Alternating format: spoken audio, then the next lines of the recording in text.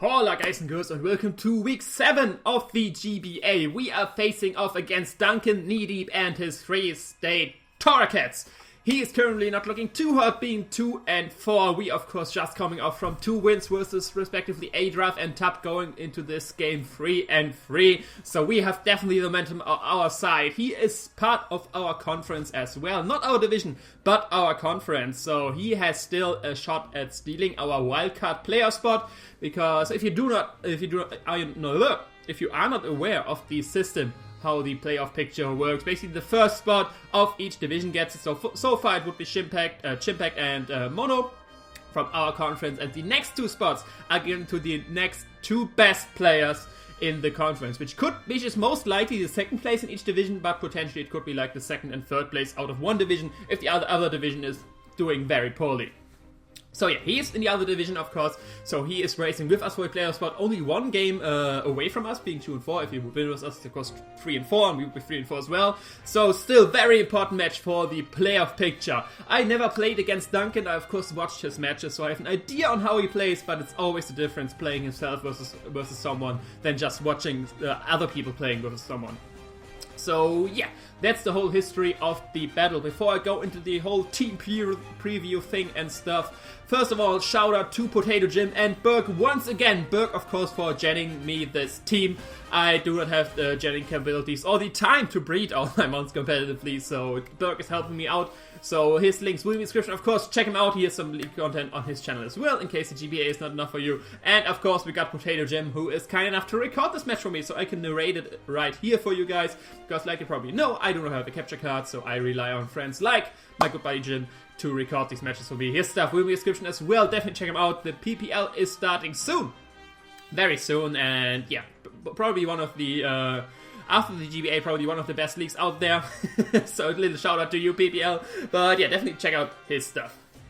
So, after that, team preview. My team, if you want to know all about that, there's a 3rd link actually in the description. You can check out my team builder. I uploaded that yesterday. In that I go all in detail over my mons. Why this threat, why this set, what does this move, what are the biggest threats on Duncan's team, what are my countermeasures against them. All this good stuff you can find in that video. But for all which do not have the time for that, a quick rundown on my team. First up, we start with an offensive Rocky Helmet Donphan. Then we got physically defensive Leftovers Primarina, a Scarfed Rotom, physically defensive Coverberry Mesprit, Trick Room Bulky Margiana, and as last a Choice Scarf Neolego.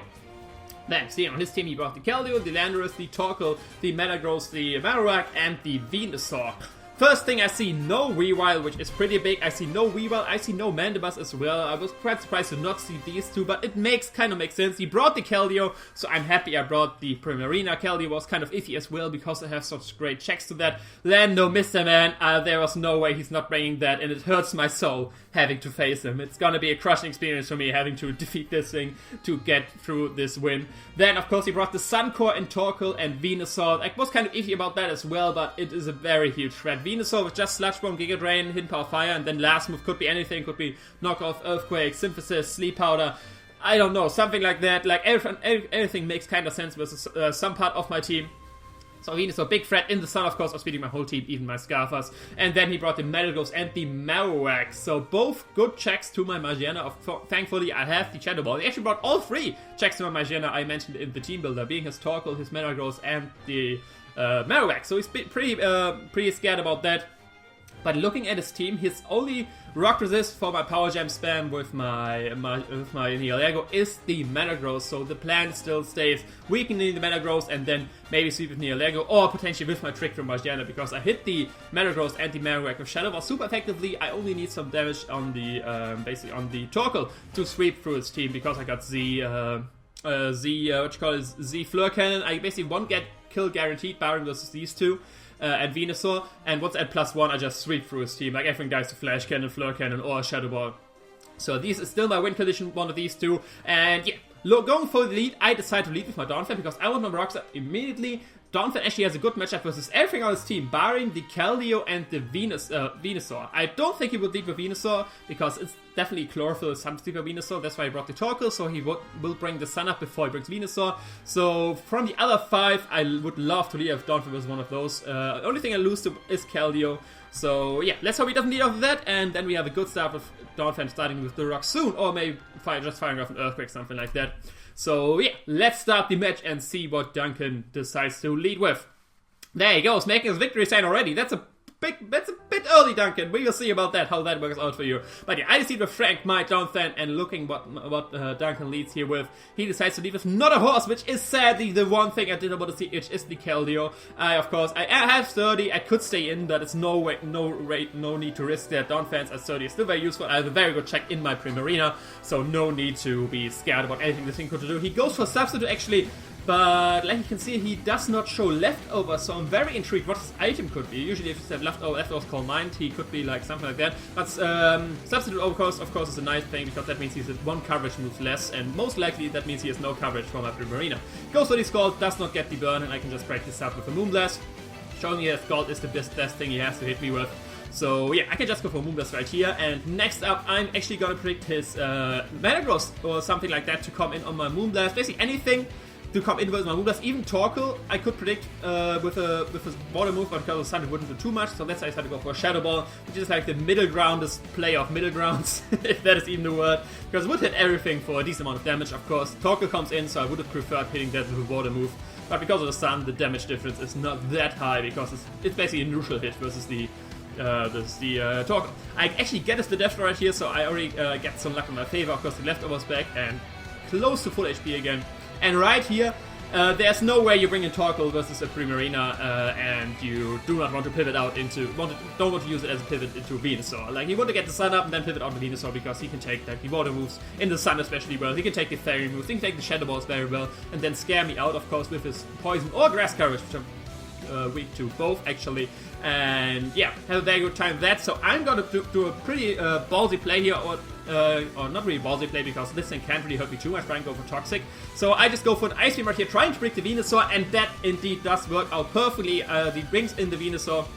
So yeah, his pivot did not work versus me. I go for Ice Beam, get a very nice amount of damage on him, get my leftovers back, and be at a very good amount of health again. So potentially, I could have gone for a second Ice Beam right here, killing this thing, because I'm still in range to not die from anything, basically. Giga Drain won't kill me, Slash Bomb will kill me, Solar Beam could actually kill me if you like modest life of Solar Beam, but usually you do not carry it, usually you have like Giga Drain, but either way, I still want my Primarina around, because as long as I have Primarina, if I don't have Primarina anymore, his Keldeo actually is a huge threat to my team, so I have to keep it around, otherwise the Keldeo is going to be a huge threat versus me, especially with Substitute up. Like, I could have some switches to that, which can take a hit, like my Master, for example, but if he's playing a Substitute, like 2 Scalds can potentially kill me, because I'm Fist Death and not Split Death, especially if he has Call Mind up or something like that. But yeah, so I decided to switch out right here into my Neolego, because Neolego doesn't really care about anything, he doesn't take too well, he's of course not defensive, but because he's just naturally so especially bulky, I can take Giga Drain to Slash Bomb for days. Slash Bomb of course 4 times resisted, and Giga Drain on neutral, but he goes for Growth, and I was god damn shit, this is now a +2 Venusaur, and this is even huger threat to my team. I have to like play around with Venusaur very well right now. It's at +2. If it has the, like, that means he doesn't have Sleep Powder, Synthesis, something like that, because he definitely needs the Hidden Power Fire to Magiana, otherwise Giga Drain Slash Bomb won't cut it. Then he definitely has this 2-step Slash Bomb with Giga Drain. He might have Solar Beam over Giga Drain actually, which he could have, but I'm not really expecting that. If he has Solar Beam, he would have most likely gone for it there to kill me off. But like you can see here, I have my Fancy Head out, and I still can take any hit, even a +2, a modest Giga Drain won't kill me. Of course, he will get a lot of health, and I can fire off a Sun boosted Hidden Power Fire, of course, being super effective versus that thing. He does show the Giga Drain, so thankfully no Solar Beam. Solar Beam had actually a chance to kill me if he would have had that. But yeah, he gets a bunch of health back. Of course, I can get rid of that right away. He has Life Orb. He is shown to be modest with that damage, so no surprise there. I can go for Hidden Power Fire and get a lot of damage on him, but sadly do not kill him. And now I have to make a decision. I have to sack something. Something dies versus Venusaur, and I decide to sack off my Rotom Heat. Because Rotom Heat is not, I think, is the least valuable member I have on my team versus this guy. And I want to switch into something which doesn't give him too much health back with the Giga Drain, because Rotom Heat has such low HP stat, so I can still revenge it with like my Mesprit or my Donphan. Like you can see, he does not get much health back because I'm an offensive Rotom, and Rotom in general doesn't have a high HP stat. So yeah, and he goes to Slash Bomb. If he doesn't go for the second Giga Drain, which I appreciate very much, that means he has even less health. And yeah, Rotom goes down. I'm sorry, Rotom meme. Someone had to go down with this Venusaur. It's at +2. It's way too big of a threat. And I decide to go into my Mastery right here, scaring out. I can still take any hit and kill him with a Psychic move, so I'm definitely predicting to switch out right here. And he does, but I actually do a misplay right here, and I go for the Ice Punch. I do go for Ice Punch because I luckily know if I watch my T-Build, I have only Zen Headbutt and I didn't want to miss. But that actually was a misplay because if he would have gone for Giga Drain, he would have gotten enough health back so that he wouldn't die to an Ice Punch. So that was actually a huge misplay by me, but thankfully I still, my play still worked out. I wanted to scare him out, but in the end the way safer would have been just going for Zen Headbutt and it would give me more damage on these Marowak. So that was a little misplay. Thankfully it didn't hurt me too hard because I still get damage on the Marowak, but not too big of a damage. So, now the Marowak is in. The best switch that I have is the Primarina. I do not want Primarina to get weakened. At full health, it's still very useful for this team. It can take it from Metagross, go for Shadow Ball. It can take it from Landorus, go for Ice Beam. And it can do a lot of stuff. Other than that, I do not have switches to this thing. And one thing I wanted to do, why I did go to Mesprit over my Donphan and killing or threatening out with Ice Shot, was that I can get my Healing Wish up, which I have right here. Because one thing I want to get back at full health is my Neolego. I want my Neolego back at full health, so I have another switch, once again another switch into the the Venusaur, because Venusaur is still a huge threat. He still has a Sun, he's not a +2 anymore, and he most likely won't get up to +2 anymore, because now I know it, and I will be very careful not letting this thing set up. But Neolego at full health can still take on the Venusaur for days, especially in Sun with the Hidden Power Fire, and of course scare out this Marowak. He goes for Flare Blitz, not the Fire Punch, telling me that he most likely is an offensive variant, not the defensive variant, because I think he very much will have Lightning Rod to take on my Rotom Beat. Of course, I still have to prove that. I just go for a Power Gem right here, trying to scale that and gauge the damage on this Metagross. And from this damage, he's actually not Assault Death. So I'm very surprised to not be an Assault Death. I switch out right here, of course, into my Donphan, but he shows the Pursuit. Very nice play on his part, predicting me to switch out, because he would not die to an HP 5 from that range either way, so it's smart play on his part. I can go into my Donphan right here and get up my rocks, scaring this thing out, because even if he goes for Grass Knot, that kid could KO me, and I get roughly helmet damage on him, and he's basically already in range for a Shadow Ball, and I want the rocks up to wear down his team even more. He goes into his Keldeo, very ballsy play on his part. Earthquake actually didn't have a chance to kill right here, that's why I'm calculating actually right here, because I have Sturdy up, and killing this Keldeo would have been very nice with Earthquake, but he's actually not in range yet for a max attack Earthquake. Going for Earthquake would have been a great play though, because he goes into his Torkoal actually, and I would have killed that from that range. So from the Shadow Ball damage from turn 2 or 3 was it, this is actually more of a Death Torkoal than Fizz Death, looking down the damage from Shadow Ball. So yeah, he goes into his I switch into my Primarina, checking my Keldeo. He predicts that, kind of goes into his Torkoal, but now I'm kind of a pickle. I could predict the Venusaur once again, but I just fire off a Scald right here, because he would probably just goes for the Rapid Spin. I don't think he will recklessly switch his Venusaur. Like he saw already, I did already predict his Venusaur already, and if Venusaur goes down, the biggest threat from his team to my team is going down. So I do not expect him to switch out right here, and I use this chance to get rid of his Leonardo and stalling out some Sun turns and go for another Scald. This is the second turn of Sun, so he was proven to not be the Sun Extend item from the last amount of Sun turns he had. But yeah, now he can go back into his Venusaur. And I have, once again, another big problem at hand. I switch out into my Neolego once again, because actually, if he goes for Sludge Bomb, I have a chance to lift the combination of a Sludge Bomb and a Giga Drain. It is a roll. It's like a 40-60 roll in his favor, but I take the chances I can get. Yeah, let's go for Sludge Bomb, gets some life out damage on him. And right here, I was thinking like he has to go for Giga Drain. He's obviously not going for the Sludge Bomb again, not killing me, and I can kill him. So I was thinking about pivoting out to something else again and let him die to Life Orb, but that was would be a very risky play, because if he's not died to Life Orb this turn, I basically would sack another one and would still gotten a lot of damage on my Fancy Hat. And I can't allow, like my other ones I have at the moment are my Primarina, which I won't switch into a Giga Drain, my Donphan, which I won't switch into a Giga Drain. Basically the only thing I could switch into a Giga Drain is my Magiana.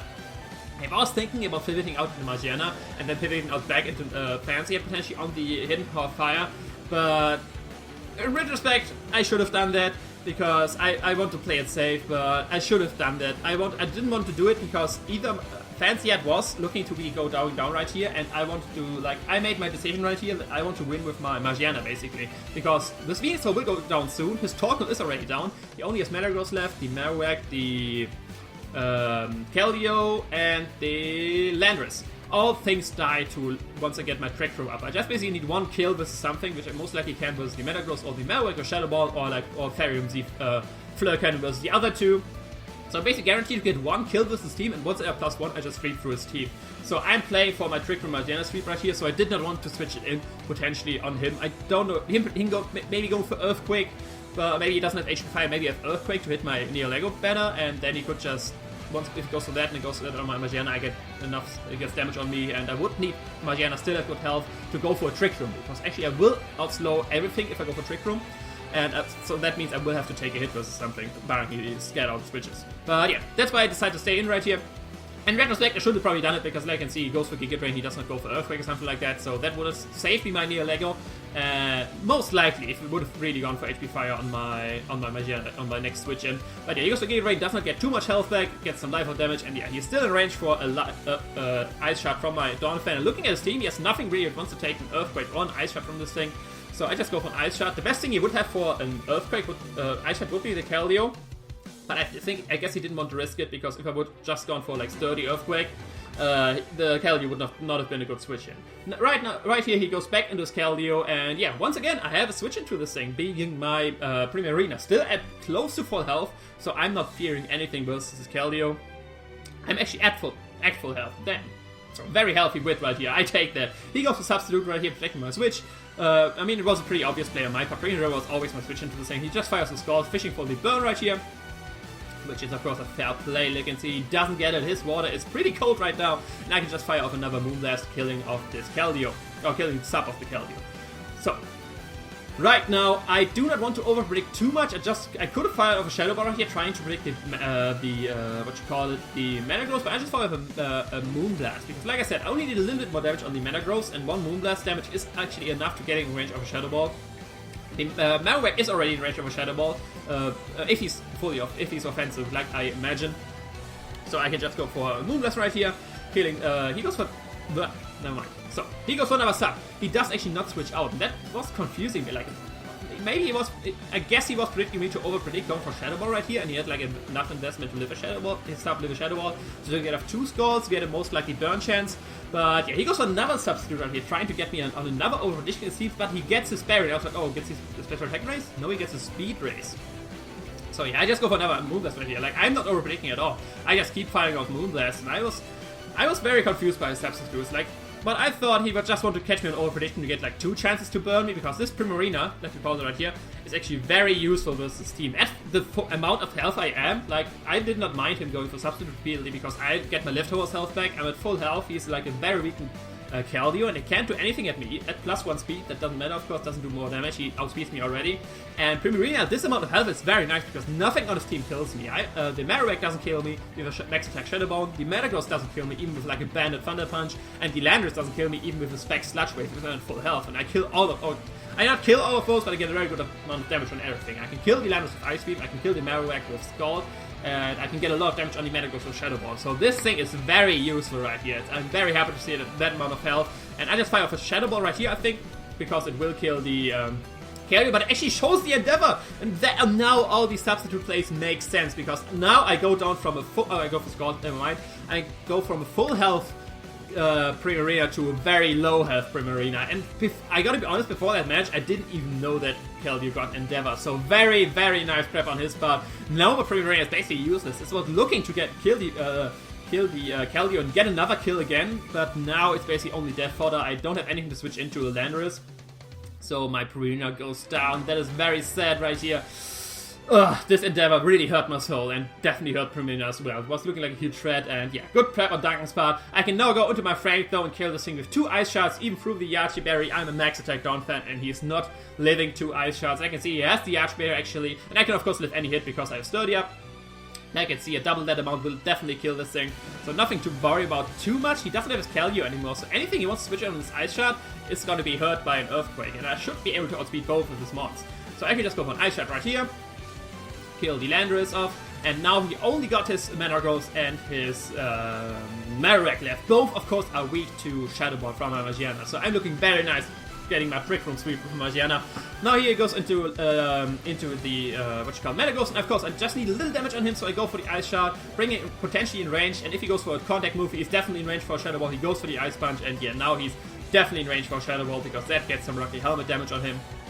And now he is in range, guys. He is in range. I have only one mon left, which is my Magiana. And let me pause it right here once again.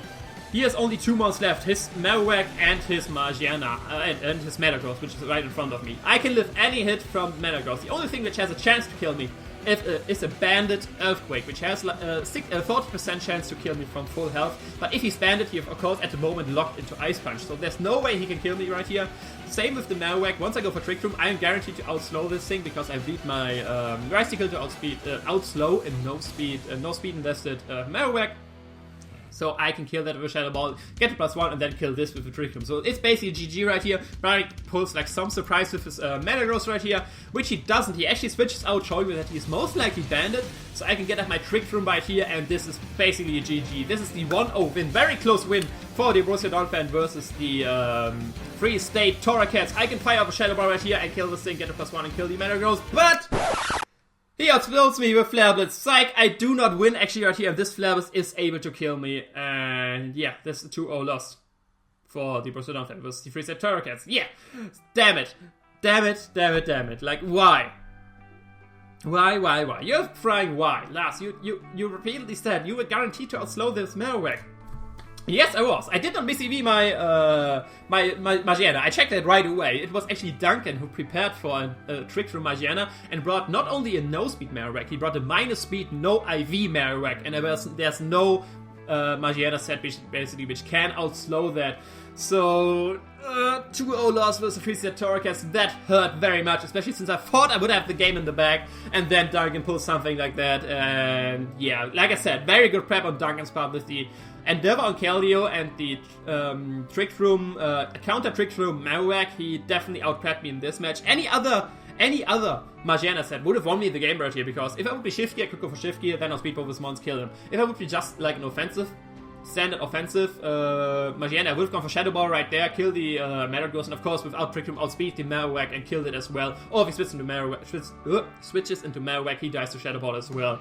But I brought Trick Room, he brought the anti-Trick Room Marowak, so he definitely outcrapped me in this match, and GG, 2-0 loss. The second loss I got with last mon being Magiana and getting surprisingly outsped with another mon. Like, it happened already with Chimpact and Dugtrio, now it happened with his Marowak, and I'm goddamn, like, am I just not able to use Magiana correctly, or is it just my opponents who prepped too good for my Magiana? I have no idea, but definitely GG to Duncan. His links will of course be in the description, so you can check his side of the match. He, as far as I know, did a live live narration of the match, so you can check that out for some live action.